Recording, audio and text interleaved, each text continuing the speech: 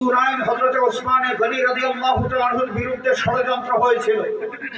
12 বছর তিনি আমিরুল মুমিনিন হিসেবে দায়িত্ব পালন করেছেন, কিন্তু প্রথম 6 বছর মোটামুটি শান্তিতে তিনি দায়িত্ব পালন করেছেন। পরবর্তী 6 বছর তার বিরুদ্ধে অভিযোগ আপত্তি আন্দোলন সংগ্রাম এইগুলো ফেস করতে হয়েছে এবং শেষ পর্যন্ত তিনি শাহাদাত বরণ করেছেন।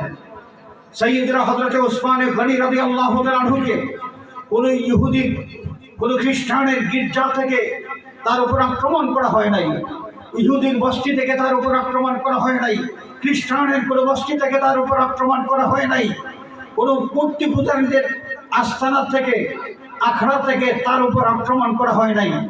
যারা আক্রমণ করে সাইয়্যিদনা হযরত ওসমান গনি রাদিয়াল্লাহু তাআলা আনহুকে শহীদ করে দিয়েছিল, এরা সবাই ছিল লেবাসদারি মুসলমান।